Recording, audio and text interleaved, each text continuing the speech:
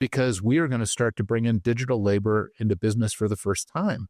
You said there about kind of digital labor and human labor. Will Salesforce have more employees or less employees in 5 years' time? I think we'll probably be larger. It's a good question. Number one, we're doing our business plan for next year for 2025 right now.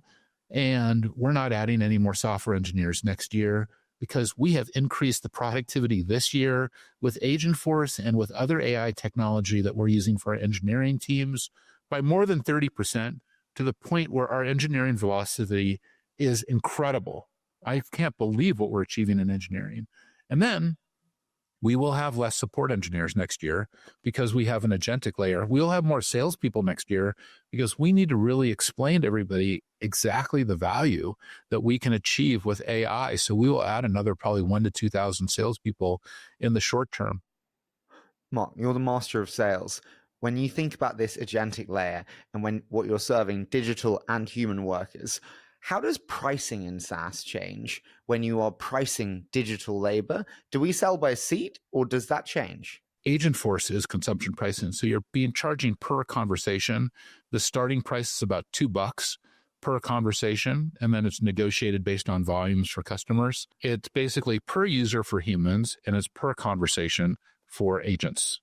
Totally get that. And I'm share your excitement. I was surprised when I heard you say, though, that we're near the upper limits in LLM use. When I heard that, I was like, what made him say that?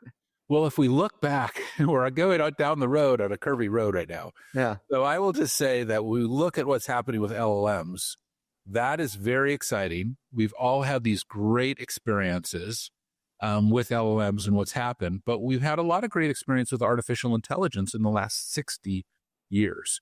And in the last 60 years, the history of AI is a new model or a new technology will come along, and a bunch of folks will kind of get to the point where it becomes a commodity, and then we kind of hold until we wait to the next one, and then it goes on. And we've moved from machine intelligence and machine learning to deep learning, to the advanced aspects of AI to where we are today. And we're kind of waiting for even some of the new models to emerge after, this generative AI models. But these current large language models, there's a lot of folks building those today, and they're rapidly becoming a commodity, and they're rapidly maturing, they're cresting.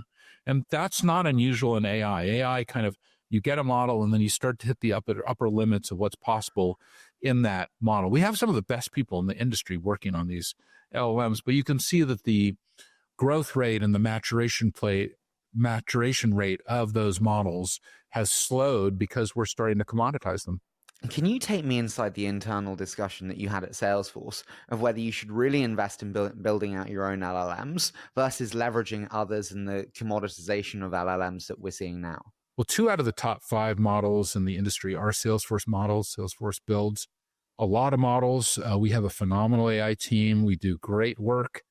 We've delivered incredible capabilities for our customers and for ourselves with our own models. We also use a lot of other models.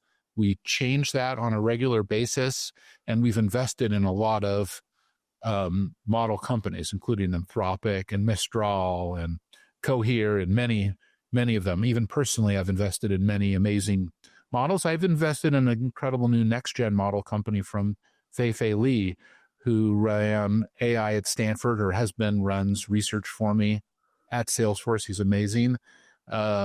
We have really a selection of capabilities today. So really, it's really fit for purpose what the model is that you want for the task that you're trying to accomplish. Do you think that will continue to be the same future that we look at, which is a world of many models, and you simply go to different models for the different use cases that you need?